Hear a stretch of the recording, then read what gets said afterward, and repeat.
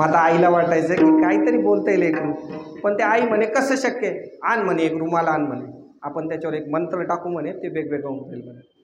मग ते जे कालवलेलं ताट, आता ह्यांना काय शक्य नाही, ह्यांनी काय केलं आहे, ह्यांनाच ते शक्य आहे. उलट जे आपण जे संसार आणि परमार्थ किंवा संसारात जे आपण सगळं मिसळून गेलेलो आहे, आपल्याला संसारातून बाजूला काढणं कोणाला शक्य आहे? भगवंताला शक्य आहे. हां,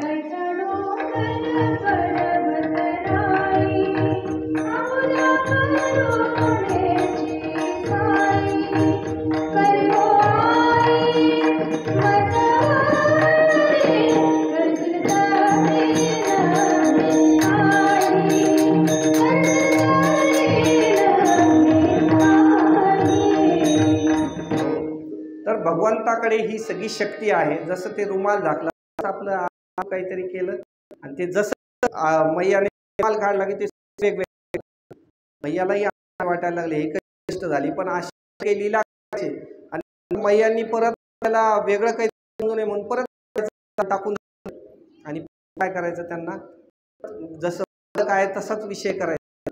कधी एकदा असं झालं की जो चंद्र आहे तर त्या चंद्र बघूनच राहायला लागला, मला ते पाहिजे. आता ते मला वाटतं यांना गोळा छंद, अरे नाही ते नाही देऊ शकत, मी तुला मोठा चांगला गोळा आणून देते, ते गोळा घ्या, नाही म्हणे तेच पाहिजे म्हणे मला. मग यांनी काय करायचं, खूप रडायला लागलं, घ्यायचं आणि मग समजूत काढायची. आणि मग समजूत अशी काढायची की बघ म्हणे, तो जो चंद्र आहे ना म्हणे, त्याच्यावर डाग आहे म्हणे, ते जे काळं काळं आहे ना म्हणे, ते त्याच्यात विष काढलं. हा म्हणे, काय आता आपल्याला खूपच वेळ झाला आहे त्यामुळे. तर विषय असा चालू आहे की ते जे चंद्र आहे, त्या चंद्रावर काय आहे, डाग आहे म्हणे काळा, आणि ते त्या माखनामध्ये कालवलेलं विष आहे म्हणे. तर असं विष मिश्रित माखन खायला नाही पाहिजे म्हणे. आणि म्हणे कसं काय म्हणे, त्याच्यात मग विष कसं आलं म्हणे मैया, आणि तो तिथं कसं काय तयार झाला. मग त्या सगळ्या गोष्टी मैयाला एक एक प्रश्न विचारायचे. जसं लहान बालकाला काय खूप प्रश्न विचारायची सवय असते, हे कसं झालं, ते कसं झालं, विनाकारण खूप चौकशा असतात. तसं ते मग मैयांनी त्यांना समजवायचं की अरे म्हणे, जेव्हा ते क्षीरसागराचं जेव्हा मंथन केलं ना म्हणे, तर त्या मंथनामध्ये झालं काळकूट केलं म्हणे, विष त्याला चंद्र काय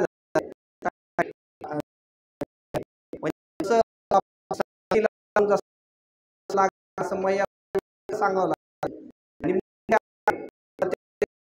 आणि हसायचे आणि हसून स्वतःच म्हणायचे, मी लई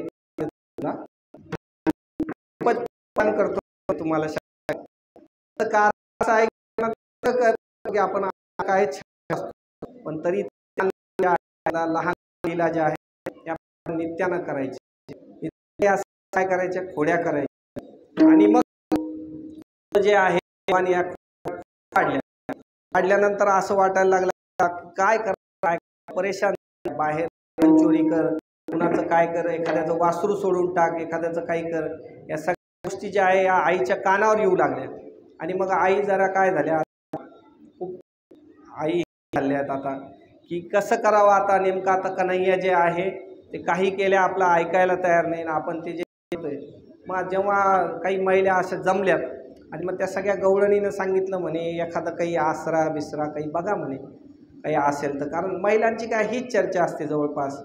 मग ते म्हणे नाही म्हणे, तसं काही नाही म्हणे, मग काही कुंडलीचा वगैरे दोष, कारण याच आपल्या जनरल ज्या सगळ्या गोष्टी त्या तिथेही त्यांनी लागू केल्या. तर नाही म्हणे, त्याची जन्मकुंडली तर प्रत्यक्ष गर्गाचार्यांनी काढलेली, त्यांनी सांगितलं खूप उत्कृष्ट अशी कुंडली आहे म्हणे. दोघांची कुंडली जी आहे म्हणजे बलराम दादांची आणि भगवंताची, या दोघांची कुंडली गर्गाचार्यांनी बनवली होती. आणि त्यावेळेस बलराम दादांचंही खूप चांगलं भविष्य सांगितलं नाही, भगवंताचं तर विषयच नाही. त्यामुळे म्हणे तिथेही काही अडचण नाही म्हणे, मग एखाद्या देवाला वगैरे नवस करून बघा. मग तेवढ्यात एक जण आले, ते म्हणे अरे बाई म्हणे, माझा पण मुलगा असा खूप परेशान करायचा म्हणे, आम्ही काय केलं म्हणे, आम्ही गणपती बाप्पाला नवस केला म्हणे, चतुर्थ्या केल्या, त्या मोदकाच्या, खडीसाखराच्या, खूप वेगवेगळ्या चतुर्थ्यात. तर आम्ही ती चतुर्थी केली, माझं बाळ एकदम काय झालं, चांगलं झालं म्हणे. आता थोड्याही खोड्या करत नाही, सगळा छळ माझा जो करत होतो तो सगळा बंद केला. मग आता शेवटी कसं असतं, महिलांचं ऐकून माता सुद्धा काय यशोदा मैया तिथपर्यंत गेलेल्या आहेत आणि जाऊन गणपती बाप्पांना काय केलं आहे, नवस केला आहे. गणपती बाप्पांना सांगितलं की बाप्पा जर समजा जर पूर्ण बंद केली तर तुम्हाला काय आम्ही तर तुम्हाला अर्पण करू. गणपती बाप्पांना पाणी, जसं आपल्याला 2000चं बंडल बघून जसं होतं तसं गणपती बाप्पांना वाटलं. पण आता गणपती बाप्पांना वाटलं की तुम्ही करतायत पण याच्या अखत्यारीत बसतच नाही म्हणे, हे आमच्या शक्यच नाही म्हणे, कारण हे हायर ऑथॉरिटीला कोण विनंती करणार. पण तरी पण जे आहे, जर इकडे हनुमानजींनी ब्रह्मास्त्र जेव्हा त्यांच्यावर आलं तर त्या ब्रह्मास्त्राचा जसा मान ठेवावा, तसं असं वाटलं की जर आपण इथं गणपती बाप्पांची जर ती मान्य नाही केली तर मध्ये त्यांची श्रद्धा राहणार नाही आणि मग तो श्रद्धाभाव जागृत व्हावा म्हणून भगवंतांनी फरक पडतो, थोडी आपण शांत राहू. एवढे झाले, एवढे झाले, थोडी तर बंदच केली पण निसरत नाही तर आईला करू लागायचं. जर ते घासले ते आपला रॅक वाढायचा,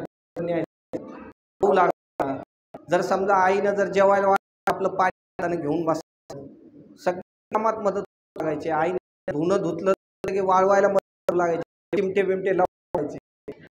गोष्ट जे तेवढ्या सगळ्या मदती काय भगवंतांनी आपल्याला लागायचे त्यांच्या. आणि रात्री पण जे झोपायला त्रास नाही, कशाला त्रास द्यायचा नाही. मैयाला काय विश्वास तो असा होता खरा, असं खरे देव गणपती बाप्पा. मला लागेल म्हणे आपण छान झालो म्हणे याच्यात, आणि हे काय चमत्कारच झालं म्हणे, काहीच म्हणे फोडीच नाही म्हणे कशाची. तर एक असे फोडी नाही केली, काहीच खोड्या नाही केल्या, आणि त्या खोड्या न केल्या झालं खूप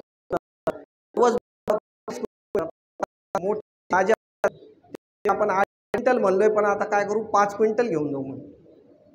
गणपती बाप्पांनाही खूप आनंद झाला, बाबा माल डबल येऊ लागलाय जेवढा नवस असेल. कारण लोक काय वाहतात हो, तुम्ही बघा आपलं ते चतुर्थीत वगैरे जे आहेत ना, ते आमच्याकडे तर ते असे ते हे केले असते बघा, काय असतं ते, हां त्याला काहीतरी पिंडकुळ्या का मोठकुळ्या काहीतरी म्हणतात. हां ते बघून सुद्धा माणसाला खावं वाटतं. ते भले असे एवढे छोटाले केले असते, खायला आपल्याला मोठा लाडू घेतात आणि तिथे एकदम काहीतरी छोटे ठेवतात. पण एवढा मोठा चांगला प्रसाद आला आहे, गणपती बाप्पांनाही आनंद झाला आहे. आणि मग ते जे आहे भगवंताला घेतलं, काही जे त्यांचे सेवक वगैरे असतील त्यांना घेतलं आणि मग तिथं गेलेत. मग आता 1 महिना पूर्ण झाला आहे. आता तो नैवेद्य जो आहे तो तिथं लावायचा आणि आरती वगैरे करायची. तर आरतीच्या वेळेस अगरबत्ती किंवा माचीस वगैरे जे काय असेल ते तिथं नव्हतं उपलब्ध. तर तेवढ्यात जे आहे, मग तेवढ्यात आता एखाद्या सेवकालाही त्यांना सांगता आलं असतं आणा म्हणून, पण आता इथं भगवंतांनी परत आपला जो मूळ स्वभाव आहे तो दाखवला. आणि मग मूळ स्वभावात म्हणले, आई असं नसतं म्हणे, एवढं तो नवसाला पावला म्हणे, सगळं तू आणलं आहे आता नोकराच्या हातानं, किमान पक्षी जेवढ्या पूजेच्या गोष्टी तेवढ्या तरी तू स्वतः आणायला पाहिजे. आणि मग आता तेवढं पाठवलं घरी. जसं पाठवलं तसं मग गणपती बाप्पाकडे त्यांनी पाहिलं. गणपती बाप्पांना घामच सुटला, काय करावं म्हणे आता. आणि मग ते म्हणले, काय बाप्पा कसं काय. मग जसं ते बोलले तसं ते म्हणले, हो नाही हो मी कुठं काय, माझं काही नाही म्हणे, ते आता तुमच्याच आईने केलं म्हणे, मी तर काही वृत्तपत्रात काही ॲड वगैरे दिली नाही म्हणे माझ्या नवसाला वगैरे असं तसं काहीच नाही. मग असं झाल्यानंतर ते म्हणले ठीक आहे म्हणले, पण तुम्ही नाही कुठं म्हणले, नाही पण नाही म्हणले ना तुम्ही. आता आईने येऊन केलं, तुम्ही सांगायला पाहिजे, काही गरज नाही आई आमच्या ह्याच्यात ते मोडत नाही. मग ते नाही कुठं म्हणले. असं म्हटल्यानंतर ते जे आहे ते बाप्पांनी म्हणले, मग आता काय करावं काय म्हणे, हे जे म्हणे हा सगळा माल मी खाणार म्हणे. मग कोण काय बोललं म्हणे, तुम्हाला कोण काय बोलणार म्हणे. कारण असं आहे म्हणे देवा, मूळ जे आहे ते मुळाला जर भेटलं तर वर फांद्याला येतच म्हणे, पण जर फांदीला भेटलं ते मुळाला काही येत नसतं. आणि काही हरकत नाही म्हणे, तुम्ही खा नाही म्हणे, ते सोंडेने एक एक खाऊ घालायचं म्हणे, ते खाणारसुद्धा नाही म्हणे मी स्वतः हातानं. मग ते एक एक सोंडेनं खाऊ घालायचं. तो शेवटी दिव्य कार्यक्रम आहे. ते सगळे मोदक काय केले त्यांनी, फस्त केले. तो सगळा प्रसाद काय केला, फस्त केला. आणि मागून असं आहे की भगवंत जे आहे जसं मुद्देमाला म्हणजे कोणताही मागे प्रूफ ठेवू नये, गणपती बाप्पाला पण खाऊन घेतलं. आणि मग जेव्हा आई आल्या, मग आईने विचारलं, अरे म्हणे कुठे म्हणे प्रसाद कुठं. मग आतमध्ये बघतायत तर प्रसादही नाही, ते जिथं भगवंताची मूर्ती ती पण नाही. तर म्हणे कुठे गेलेत ते दोन्ही. तर ते म्हणे आई तुला काय सांगतो, एक कोपऱ्यात रडत बसलेले होते, म्हणे अरे बाप, म्हणे भल्या मोठ्या ढेरीचा एक बाबा आला म्हणे उंदरावर चालून, आणि त्यानं ते सगळं काय केलं म्हणे, खाल्लं. आणि ते खाल्लं आणि मग म्हणे आता ते कुठं गेले म्हणे. आता तू मला सांग आई, एवढं जर एखाद्यानं खाल्लं त्याला शतपावली नाही करावं लागलं का? गेले म्हणे थोडंसं फिरायला, काही पोट वगैरे, शेवटी किती दिलं म्हणे, तू तरी खायला थोडं हिशोबानं करायला पाहिजे होतं म्हणे.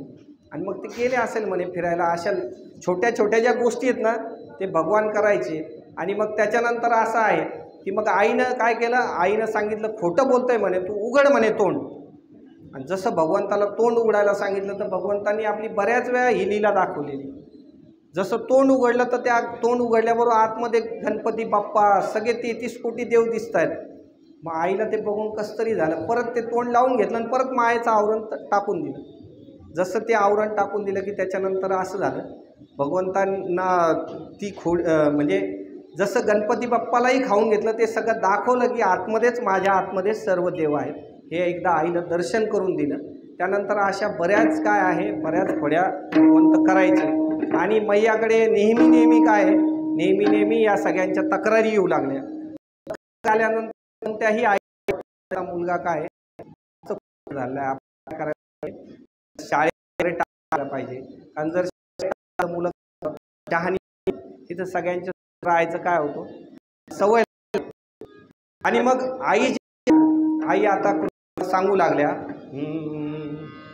कृष्णत्वं पठ किं पठामि ननु रे, शास्त्रं किमुज्ञायते, त्वं कस्य विभो कस्त्रिभुवनाधीशश्चेनापि किं, ज्ञानं विरथो विरक्तिर्ना किं मुक्तिरेवाते, दध्यादीनि भजामि मातुरुदितं वाक्यं हरे मातुः. या मध्ये काय आईचा आणि संवाद आहे. कृष्णत्वं पठ किं, यामध्ये असं आहे की कृष्णा तू काय कर, शिक. पठ म्हणजे शिक, पठ. तर त्यानंतर भगवान जे आहे प्रश्न विचारतात, पठ किं म्हणजे काय, काय मी काय शिकू, म्हणजे शास्त्र. पठ किं पठामि ननु रे, शास्त्रं किमुज्ञायते, शास्त्राचा काय अभ्यास कर.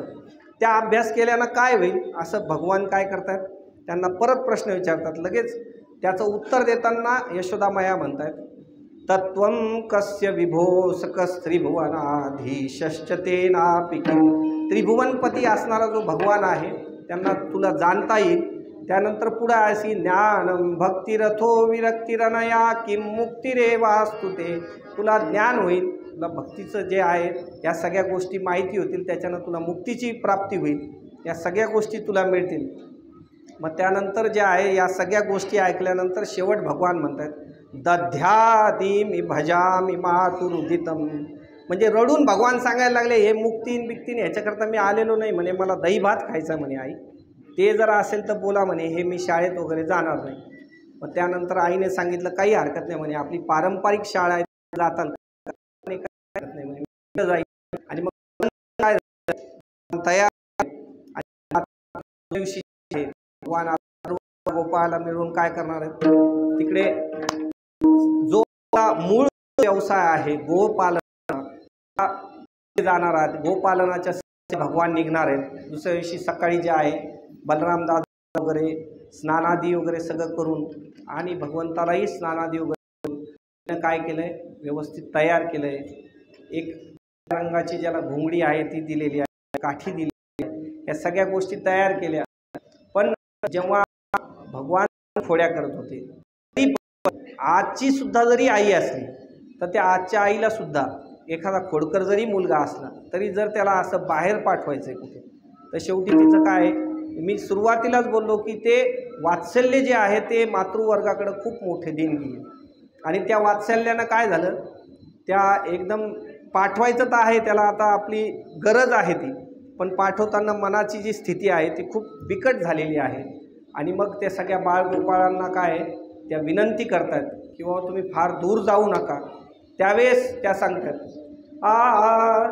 जवळीच खेळा जाऊ नका दुरी, जवळीच खेळा जाऊ नका दुरी, सांभाळा प्राण माझा, प्राण माझा सांभाळा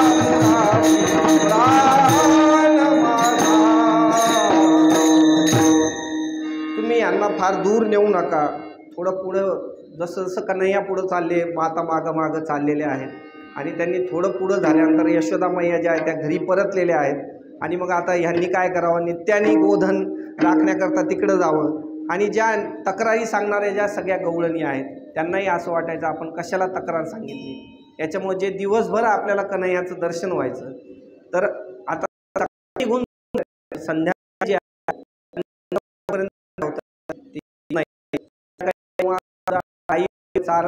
त्यांच्या सदस्याने जी वगैरे उडली की लक्षात येते काय याची एक मिळणार, त्याकरता त्यांचे काय व्हायचे पाणावून जायचे आणि मग रोज तो नित्यक्रम सुरू झाला भगवंतांनी आणि